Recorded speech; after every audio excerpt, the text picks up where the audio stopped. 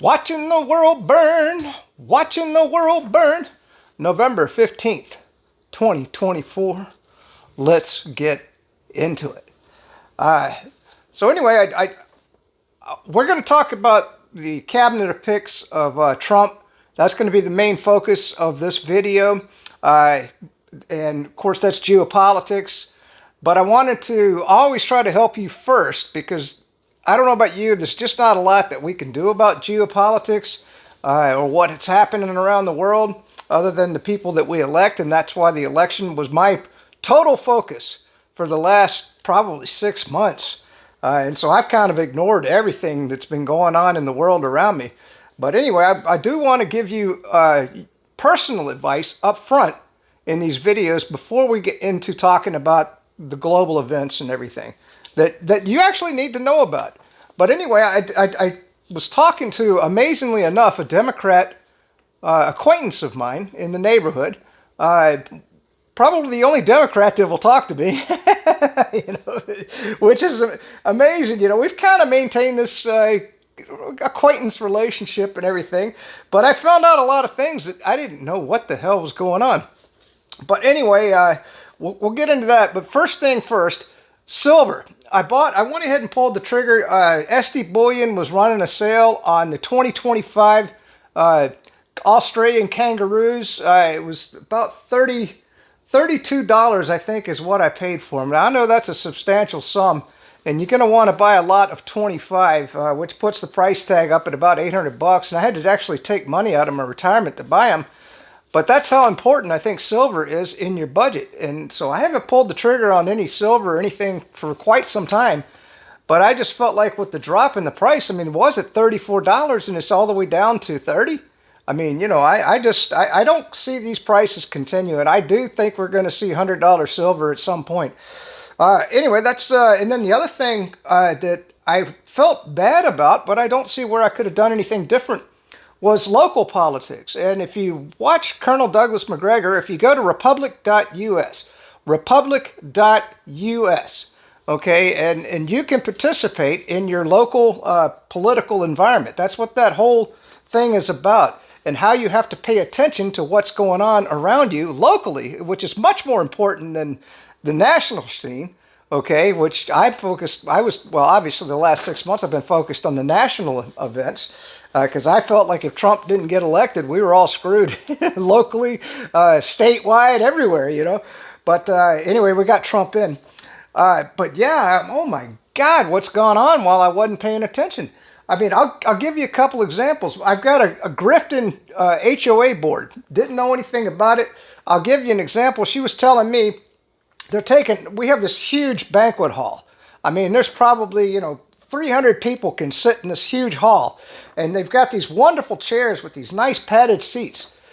And they're selling the chairs, or no, they're getting rid of the chairs, and they're bringing in, I'm just giving you an example. They're bringing in new chairs that are folding chairs because they want folding chairs. And then what were they doing with the old chairs? They're giving them, one of the women on the board, they're giving it to her church for free. And my HOA fees are going from $180 to $230 at the end of the year.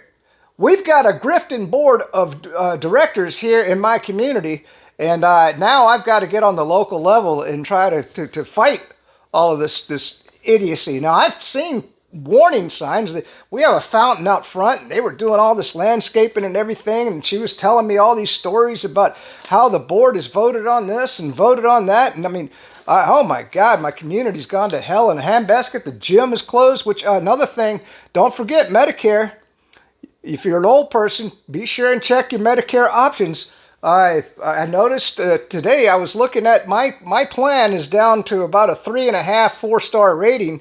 And you can go on Medicare.gov. I mean, whether you want to trust the ratings or not. But the thing that I noticed was a lot of the plans have what's called a fitness option. Now, I don't know what that means. That's probably just you can watch a video at home or something. But I would like to think maybe that it might include some money for me to join a gym. I want to join a gym that has a racquetball court. So be sure and check your Medicare options. And so I've got to really look into that. I just kind of started on that tonight. All right, so enough lecture, but I'm just telling you, you got to pay attention locally as well as what's going on geopolitically. So let's get into the picks. Obviously, we've got J.D. Vance. I can't find any dirt on Vance that says that he was a bad pick. There are people that bring out things, but I just think they're irrelevant. By the way, hallelujah, hallelujah. JFK was finally named the Secretary of Health and Human Services. MAHA, Make America Healthy Again. Isn't that fantastic? I mean, there are great things happening, but there are terrible things happening, and we're going to get into that. I got some pushback on the last video because I said the imperialist Trump administration, and I'm going to tell you why I entitled the video that. Because people were like, I thought you were a Trump dude, man. Yes, I am. But we'll talk about that in a minute. So we've got I talked about the Secretary of State, Marco Rubio. Marco Rubio is a very corrupt, bad dude, okay, in my opinion. He's been for overthrowing the Cuban government, the Venezuelan government. I mean, he's a CIA operative that just wants to overthrow everything in South America. There's a lot of evidence that he's in with the drug cartels. I'm just telling you all the things that I'm reading about and hearing about him. And then I showed a video in my last video of him with Alex Jones. And somebody said, well, that just made Alex Jones look like he's an asshole. Well, understand, Marco Rubio was one of the most vocal people about taking away Alex Jones' InfoWars business from him and shutting down free speech. He's against free speech. Everything that I saw before he became part of the Trump administration now, he's a bad dude. I don't like him at all. And so what I was trying to show was the reason that Alex Jones was coming in against him is because Marco Rubio was trying to take down InfoWars. And he was part of the whole lawsuit and the whole legal litigation against Alex Jones. Anyway, I probably could have picked a better video of Marco Rubio because he insulted Trump big time.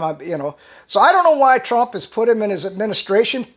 But let's watch Alex Jones. And this is a talk on, this is to back up the RFK nomination, more or less. And these are the things that he reports on. And this is a video about him on RFK and the medicine. Under crooked Joe Biden, there has been a catastrophic increase in shortages of essential medicines. Last year, new drug shortages were up by 30%, with 295 active drug shortages just by the end of 2022 alone. It's a mess. There's currently a shortage of at least 14 critical cancer drugs in the United States. They just can't get it. And every month of delay, cancer treatment increases the risk of death by at least 10%.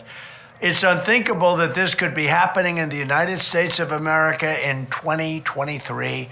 It is truly unbelievable. We are becoming a third world country very rapidly between our open borders and our bad elections.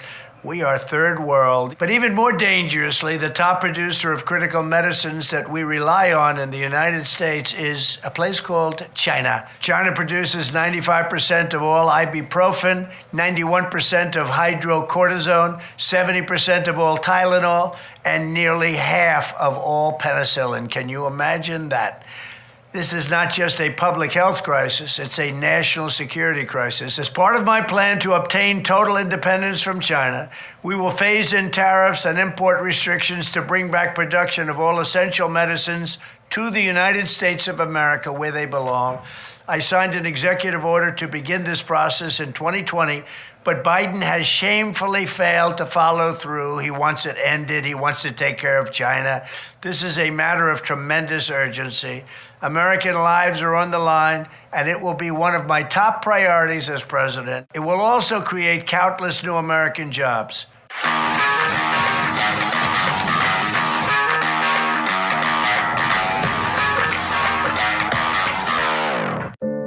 Well, ladies and gentlemen, the big moment of truth is here.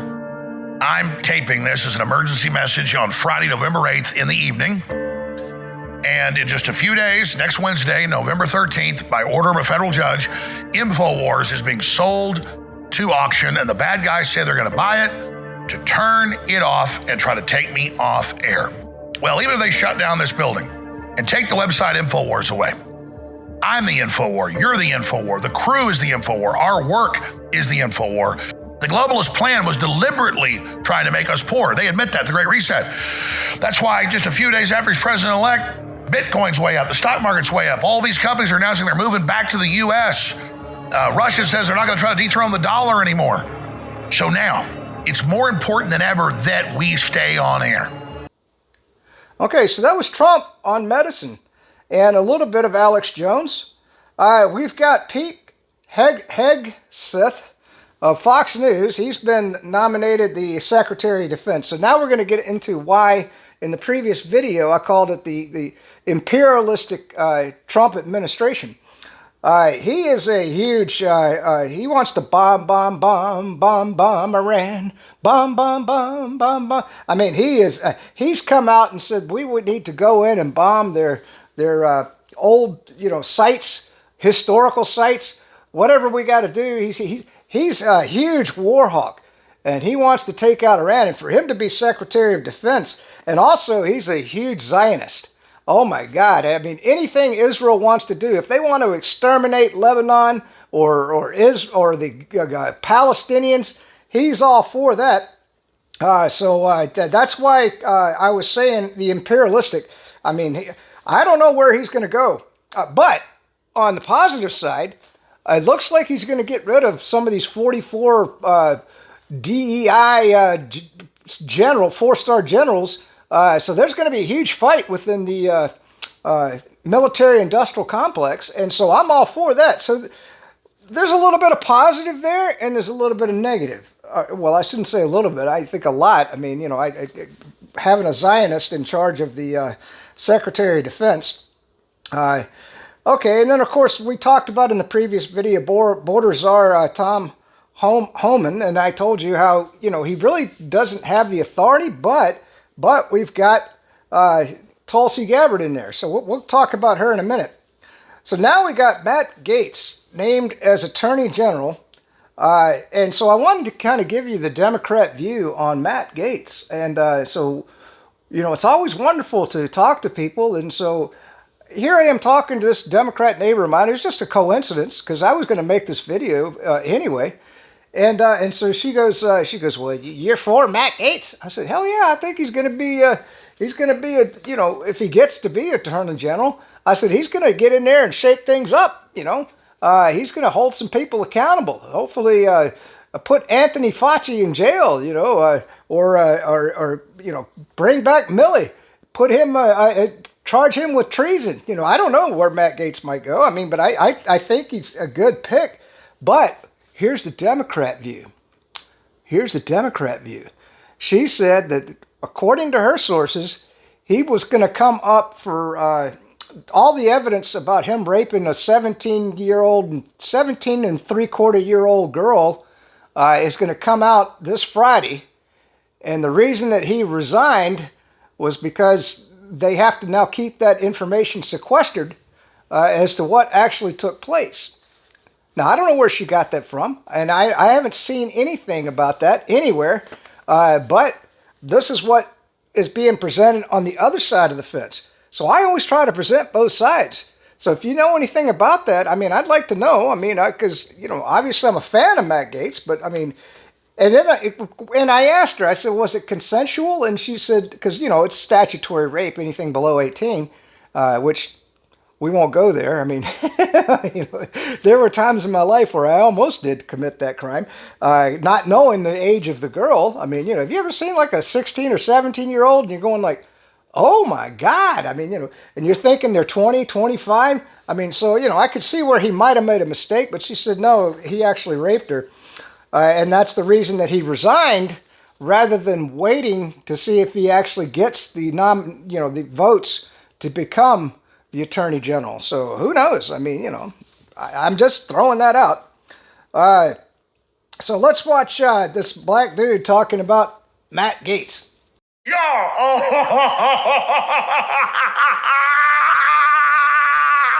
Y'all, Matt Gaetz. Oh my goodness. Donald Trump, our next president of these United States of America. The president-elect Donald Trump announced that Matt Gaetz will be the next attorney general. Y'all do not understand how great this is. Matt Gaetz is not coming to play. Oh, yeah. I know the left is running scared right now. The Democrats are running scared. Matt Gaetz is not going to play. He is going to do what is right for this country, and he will make sure to wipe out all of this corruption. Let's go, baby. All right, so wasn't that a great video?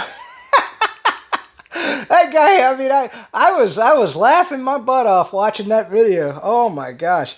And then we got, of course, you know, I was going to get into Tulsi Gabbard. So we got Tulsi Gabbard as the Director of National Intelligence. And I've got 2 videos on her. So we're going to watch the first video, which is her talking about her nomination a little bit. So let's watch that. Presidents Putin, Zelensky, and Biden. It's time to put geopolitics aside and embrace the spirit of aloha, respect, and love for the Ukrainian people by coming to an agreement that Ukraine will be a neutral country, no military alliance with NATO or Russia, and therefore alleviate the legitimate security concerns of both U.S. and NATO countries as well as Russia, because there'd be no Russian or NATO troops on each other's non-Baltic borders. This would allow the Ukrainian people to live in peace. Aloha. Okay, and then I found a historical video of her. I don't remember back when it happened, but she was talking about the biolabs in Ukraine. Okay, and so this is why I said she's the best pick ever. She's the best pick ever for the Director of National Intelligence. So what I'm saying is Trump's making some good picks, man. And so let's watch her on the biolabs in Ukraine. Here are the undeniable facts. There are 25 to 30 U.S.-funded biolabs in Ukraine. According to the U.S. government, these biolabs are conducting research on dangerous pathogens. Ukraine is in an active war zone with widespread bombing, artillery, and shelling, and these facilities, even in the best of circumstances, could easily be compromised and release these deadly pathogens. Now, like COVID, these pathogens know no borders. If they are inadvertently or purposely breached or compromised, they will quickly spread all throughout Europe, the United States, and the rest of the world, causing untold suffering and death. So in order to protect the American people, the people of Europe, the people around the world, these labs need to be shut down immediately, and the pathogens that they hold need to be destroyed. Instead of trying to cover this up, the Biden-Harris administration needs to work with Russia, Ukraine, NATO, the UN to immediately implement a ceasefire for all military action in the vicinity of these labs until they're secured and these pathogens are destroyed. Now, in addition to all this, the U.S. funds around 300 biolabs around the world who are engaging in dangerous research, including gain of function, similar to the lab in Wuhan, where COVID-19 may have originated from. Now, after realizing how dangerous and vulnerable these labs are, they should have all been shut down 2 years ago, but they haven't. Now, this is not a partisan political issue. The administration and Congress need to act now for the health and well-being of every American and every person on this planet. All right, so there was that. And then I wanted to give you some perspective of what people around the world are thinking of the United States elections. Okay? And by the way, it was funny because it came up in the conversation when I was talking to her. I said, yeah, I like to watch RT because actually RT has some really funny stuff on. And they've got some really good, it's balanced coverage. I mean, a lot of people don't think you can get some good news from RT, and I do. I get a lot of news, and they've got some funny stuff. I mean, there was like a bear video today where, I don't know, this bear was lounging himself. I mean, so they put like little clips like that up, and I enjoy that stuff. I don't know why they're banned. I mean, for me, when I watch it, I don't see any Russian propaganda on there. For the most part, they report the news pretty accurately. I really haven't found any examples where they report the news incorrectly, But anyway, so here's RT with a woman. By the way, this woman was supposedly raped by Joe Biden, or fondled, or assaulted. I think it was just assaulted by Joe Biden, and she had to flee to Russia. So she's actually over there she sought asylum in Russia because she was being prosecuted by the Justice Department, and who knows, probably the FBI was after her. But anyway, this is her in an interview on RT. Let's watch that video. Well, as Donald Trump announces more candidates to make up his future team, let's take a quick look at what we know about their stances on one issue in particular, the Ukraine conflict.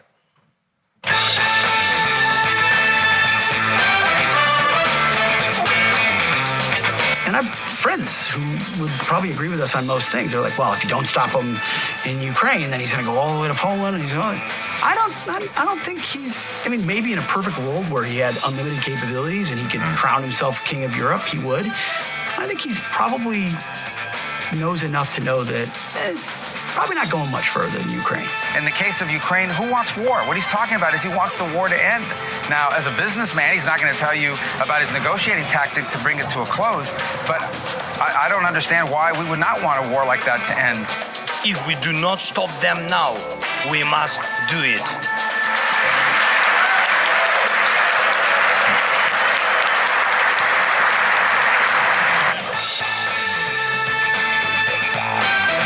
I was so furious but not surprised when I saw the Bloomberg News report that the Biden administration is now considering draining $200 million out of Army reserves to send more money to Ukraine. I can't even believe this is a controversial view to take on this floor, but I believe that the U.S. Army reserves should actually be for the U.S. Army. Yeah, it's been quite a week, hasn't it? Well, let's discuss developments with RT contributor Tara Reid, who joins me in the studio. Tara, great to see you. Good to see you. These new appointments then in Trump 2.0, the team going forward, they've been met with surprise, of course, but also praise, criticism, depending on who you speak to, of course. What's your overall take, and do you expect the nominations to pass?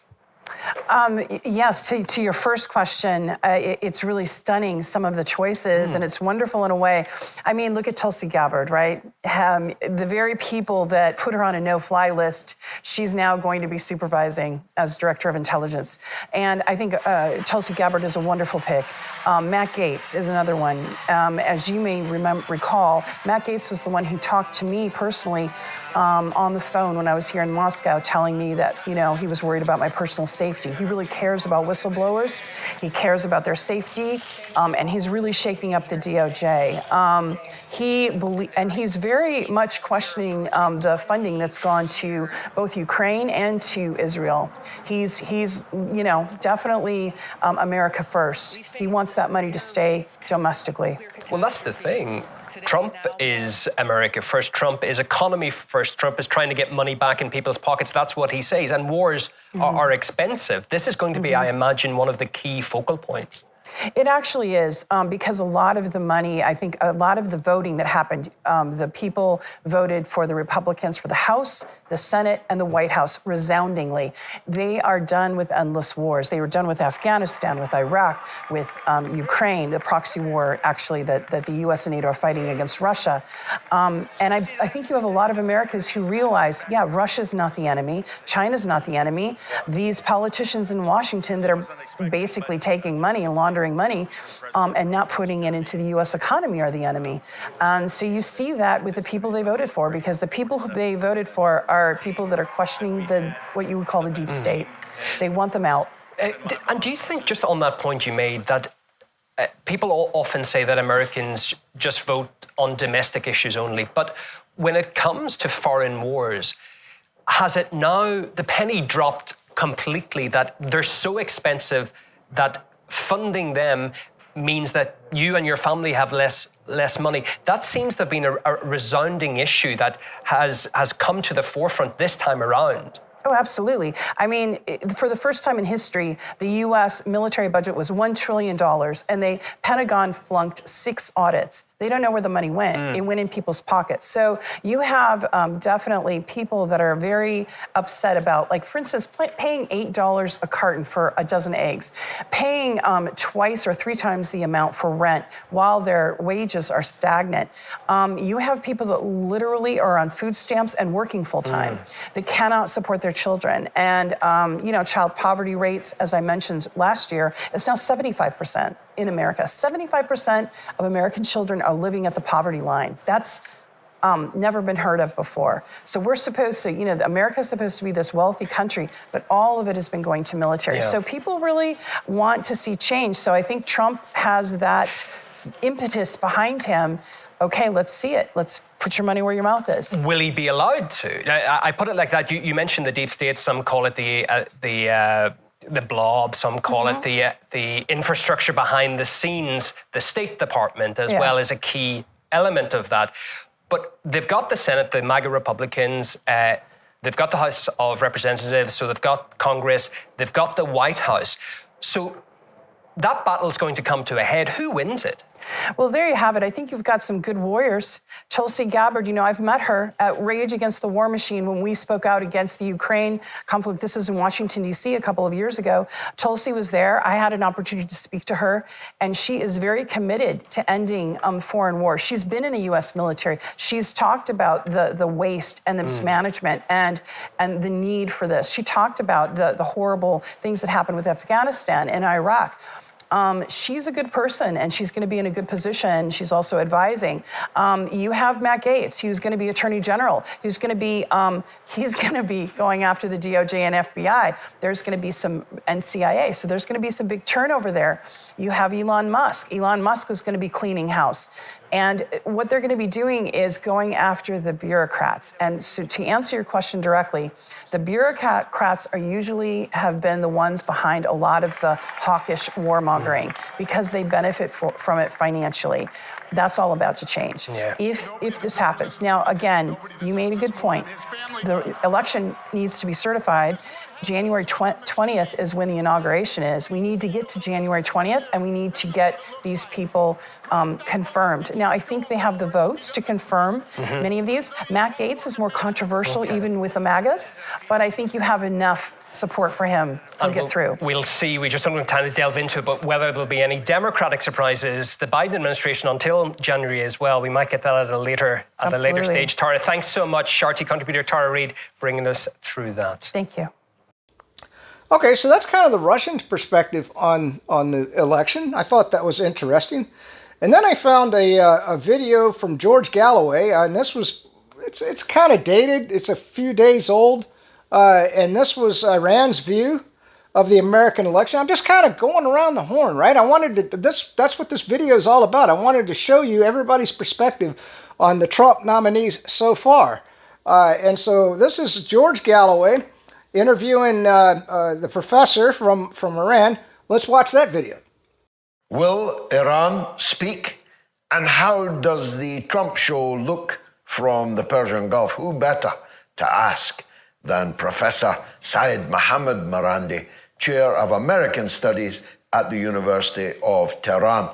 Professor, thank you for joining us again. Before we come on to events in the Gulf, what do you think of Trump's appointments thus far? I actually think that people shouldn't have expected anything different. But I'm somewhat encouraged because I think that the United States is more powerful today than it was last week.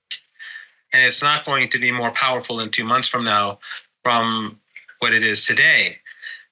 What is going to happen is that Trump is going to lead a government, from what we're seeing so far, that is only going to be more divisive inside the United States, and that is going to cause a lot of trouble because the economy is not doing well and it's going to do worse.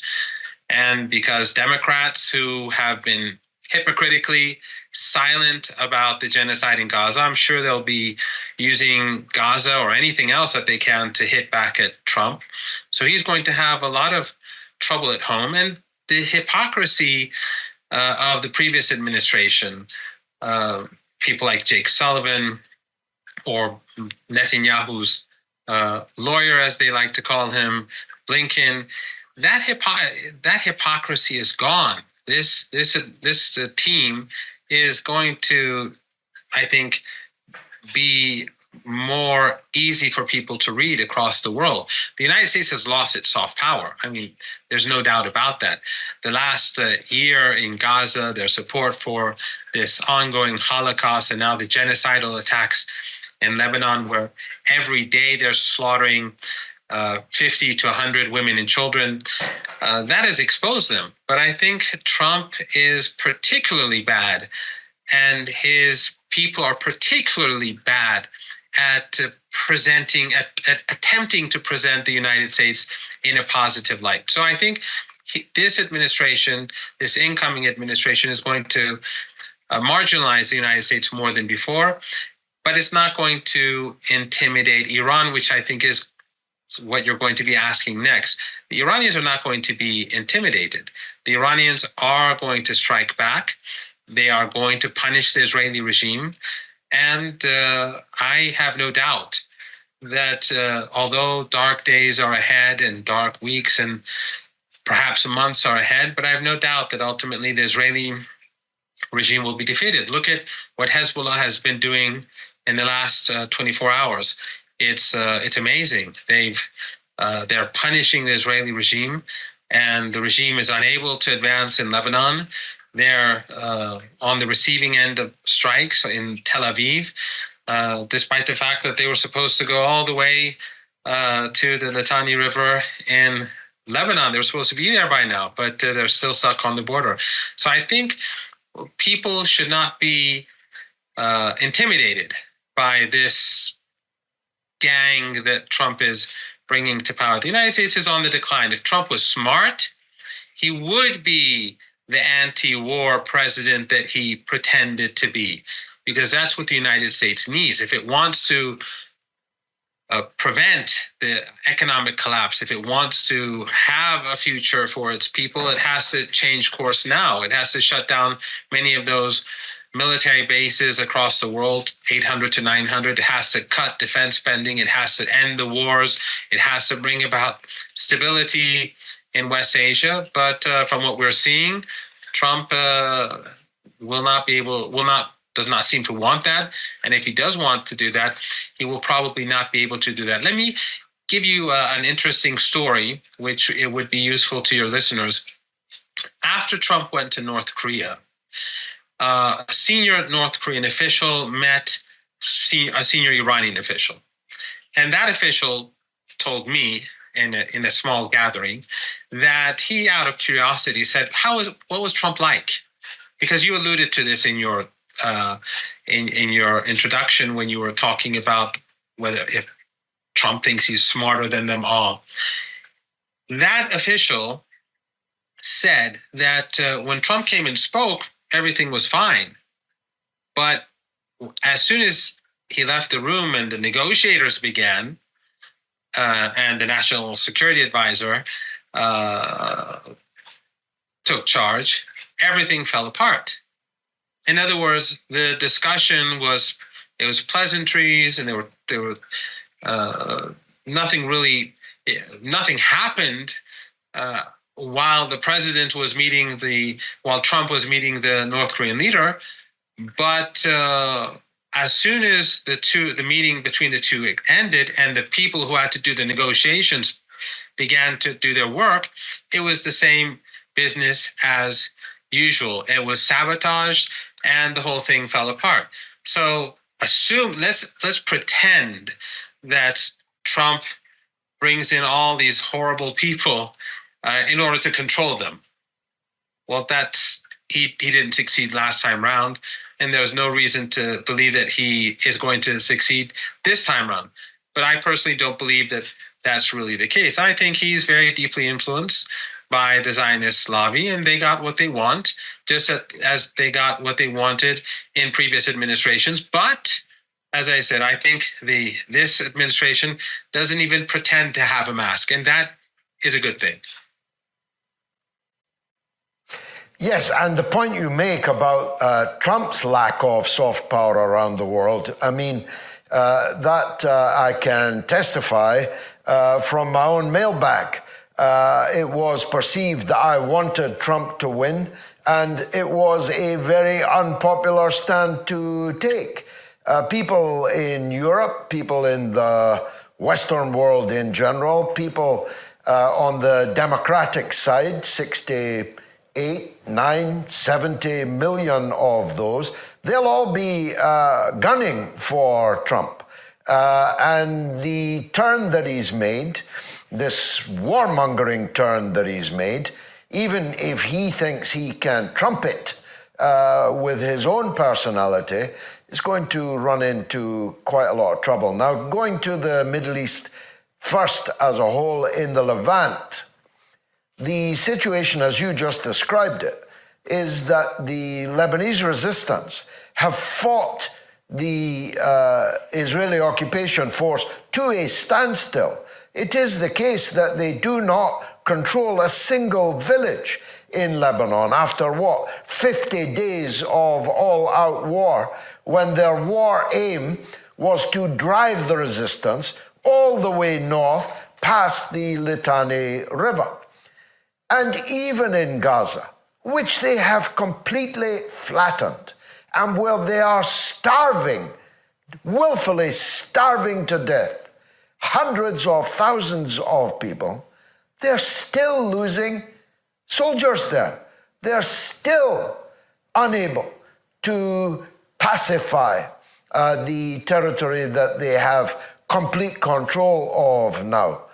And so, help me on this. How can they imagine that on top of those two situations, they can fight the Islamic Republic of Iran? That just makes no sense to me. Well, before I answer that, I'd like to also point out that, and I'm sure that some of your viewers will not be happy with what I'm about to say, but I would not vote for Trump under any circumstances, but I don't see any reason why anyone could possibly vote for Harris. Voting for Harris means, and if she it means that you're trying to help her get into office. Her getting into office means a type of, and that would not be the intention, but Harris and the corporate media and the establishment would present it as a vindication that a year of Holocaust was the right thing to do, and Americans accept it. So I think Harris had to go. I think Biden had to go. And it's tragic that the regime in Washington gives people a choice between Trump and Harris. And it just shows that there's no democracy in the United States. Okay, so there was that. Now we come down to once again the imperialistic Trump administration. So we've got the Secretary of Homeland Security, and that's going to be Kristi Noem, assuming she gets approved.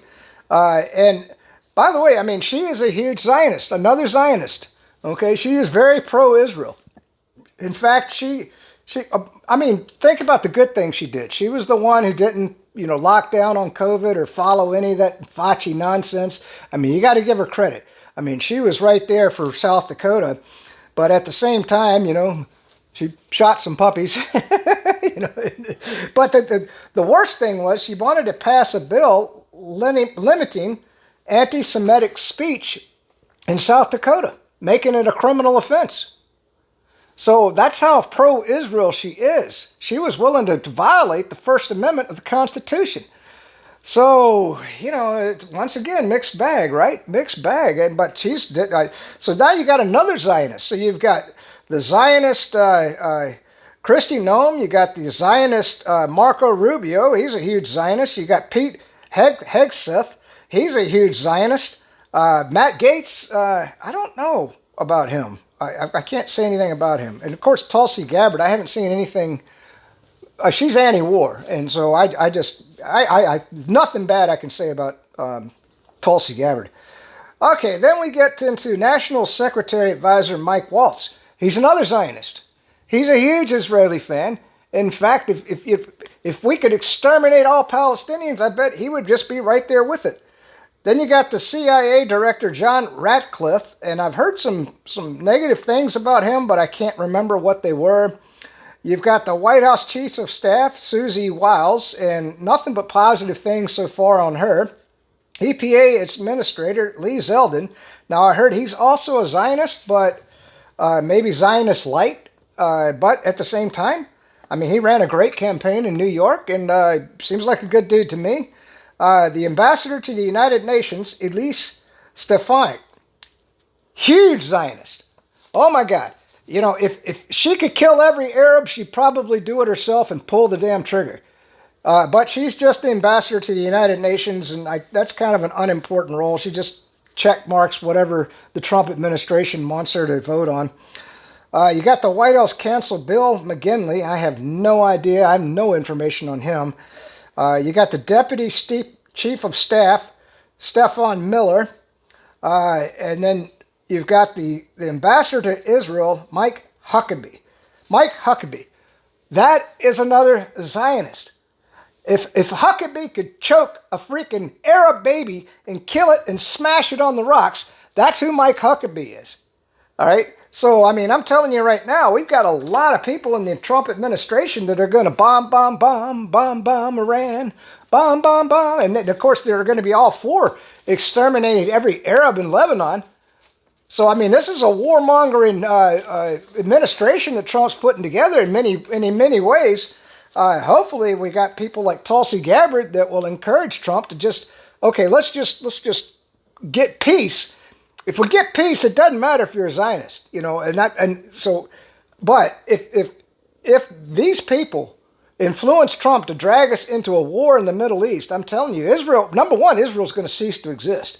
When all those ballistic missiles from Iran hit Israel, and of course, if they blow up the entire Middle East, can you imagine what that's going to do to the world economy? I mean, it's going to be devastating. So Trump's got a lot of Zionists around him. And then we've got the government, Government DOGE, Department of Government Efficiency, DOGE, yeah. Elon Musk and Vivek Ramaswamy, nothing negative to say there. I know that the Canadian Prepper, if you want to see some stuff about Elon Musk, he gives him a hard time. He thinks that acts as a CIA op to get all of the MAGA people so that we say things that are going to incriminate us later, which might have been true if Kamala had gotten elected. And still might be true. I mean, when you think about it, the NSA is still gathering everything that we do on X and loading it into their databases, which, hey, that's another thing that kind of bothered me. And it was on Redacted tonight. Because I said, Edward Snowden for director of the NSA. Now, I haven't seen that posted anywhere except on my account. My account on X. Now, all of a sudden, it's starting to filter out. And so he showed it on some other account. And I'm like, well, did they just come up with the same idea as I did? Or are they copying me and not giving me any credit?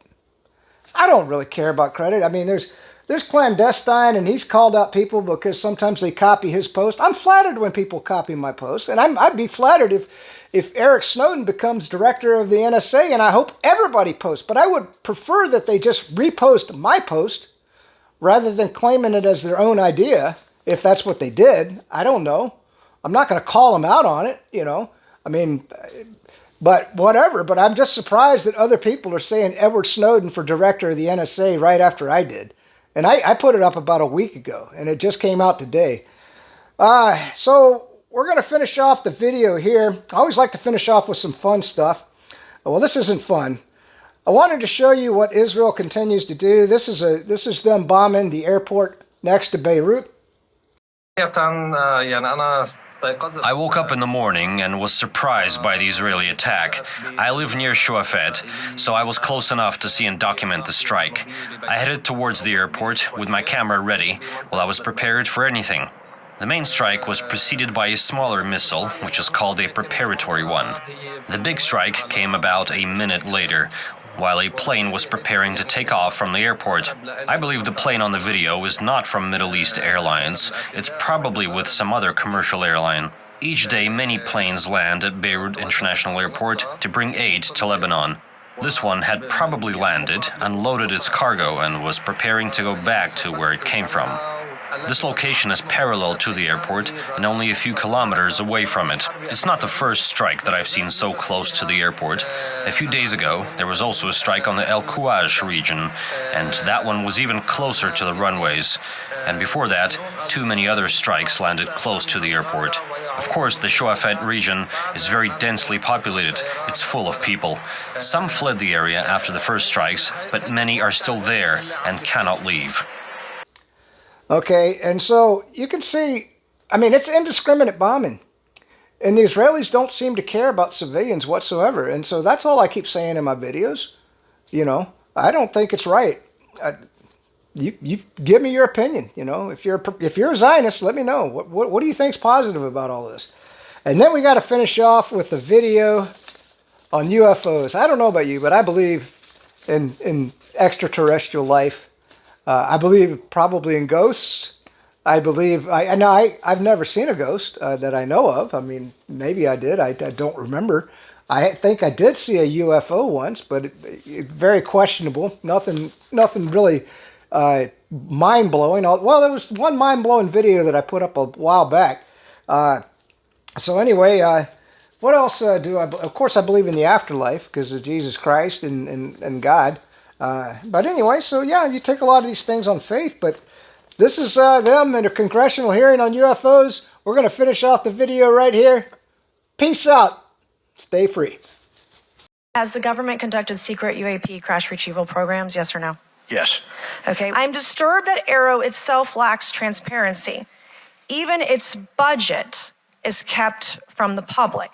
So if there is no there, then why are we spending money on it, and by how much? Why the secrecy if it's really no big deal and there's nothing there? Why hide it from the American people? Let me be clear. UAP are real. Advanced technologies not made by our government or any other government are monitoring sensitive military installations around the globe. Furthermore, the U.S. is in possession of UAP technologies, as are some of our adversaries. I believe we are in the midst of a multi-decade secretive arms race, one funded by misallocated taxpayer dollars and hidden from our elected representatives and oversight bodies. The report to Congress details in detail various UAPs, including spheres, orbs, discs, saucers, ovals, triangles, boomerang, arrowhead, and irregular organic. The report describes various incidents found in the human intelligence databases. One involved orbs surrounding and forcing an F-22 out of its patrol area. In another incident, the crew of a Navy aircraft carrier watched a small orange-red sphere rapidly descend from a high altitude of 100 to 200 yards directly above the flight deck of the CVN, or aircraft carrier. And since my reporting on this immaculate constellation last month, another source came forward who told me that they saw a roughly 13-minute-long, high-definition, full-color video of a white orb UAP coming out of the ocean approximately 20 miles off the coast of Kuwait. It was filmed from a helicopter. The American people need to know is that the U.S. military and intelligence community are sitting on a huge amount of visual and other information, still photos, video photos, other sensor information, and they have for a very long time. And it's not those fuzzy photos and videos that we've been given. There's very clear, high res, high resolution.